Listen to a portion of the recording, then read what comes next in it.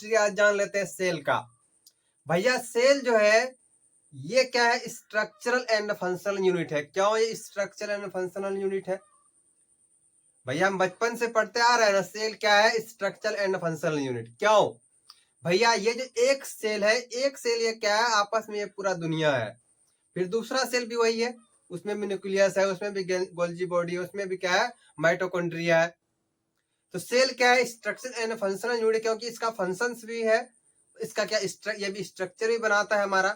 जैसे हमारा अपना शेप ही देख लो, इसका फंक्शन क्या है कि हमारा बॉडी परफॉर्म कर रहा है। तो भैया ये जो परफॉर्म कर रहा है हमारा बॉडी, किसके वजह से? हमारे बॉडी में क्या है, सेल है।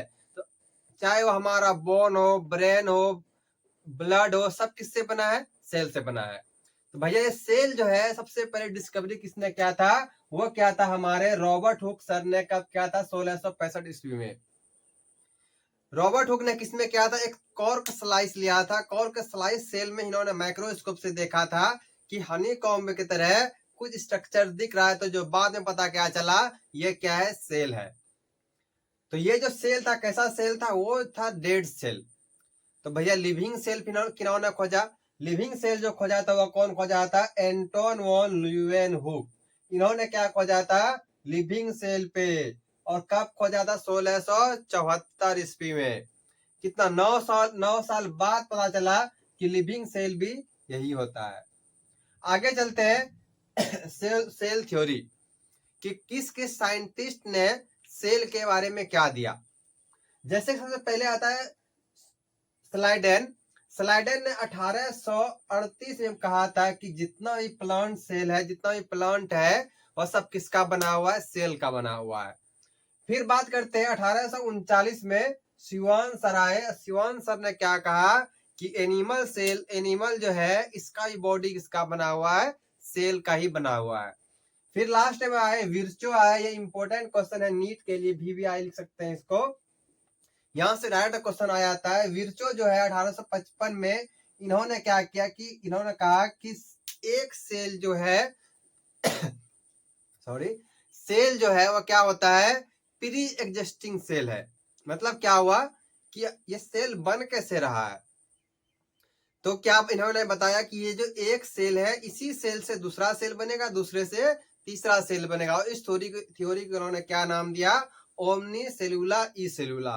तो नीट में आपको यहां से क्वेश्चन पूछ लेता है। अब बात करें कि इसका जो है फाइनल क्या हुआ। सबने तो अलग अलग थ्योरी दिया, तो फाइनल थ्योरी हो गया कि जितना भी लिविंग थिंग्स है सब किसका बना हुआ है? सेल का बना हुआ है। और ये क्या, स्ट्रक्चर एंड फंक्शनल यूनिट है।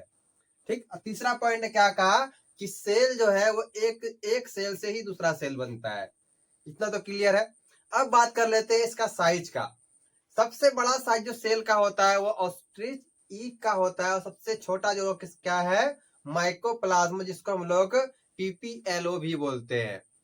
सेल में देखो, एक होता है यूकैरियोटिक, दूसरा क्या होता है? प्रोकैरियोटिक सेल होता है। वही अगर हम बात करें कि एनिमल्स की, एनिमल में क्या होता है? एक यूनिसेलुलर, दूसरा मल्टी सेलुलर। तो जितना भी यूकैरियोटिक सेल है ना, वो किसमें पाया जाएगा? यूनिसेलुलर होगा, मतलब एक सेल का बना हुआ होगा। और यूकैरियोटिक क्या ये बड़ा बड़ा एनिमल्स है, जैसे हम लोग हो गए, जितना मेमल्स हो गया, उसमें क्या रहता है? यूकैरियोटिक सेल रहता है। तो हम बात किए कि यूनिसेलुलर, दूसरा क्या, मल्टी सेलुलर। यूनिसेलुलर समझ में आता है कि ये किसका, सिंगल सेल का इसका पूरा बॉडी बना हुआ है। पूरा जो परफॉर्मेंस करता है वो सिर्फ एक ही सेल में, उसका आंख, कान, नाक, ब्रेन, सारा चीज कहाँ है? उसी एक सेल में है।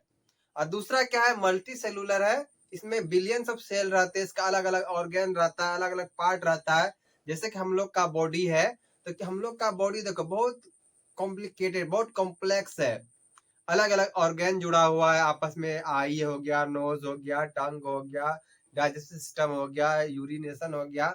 ये सारा का सारा क्या मिला हुआ है? आपस में जुड़ के एक ह्यूमन बॉडी बना है। सोचो कितना कॉम्प्लेक्स होगा।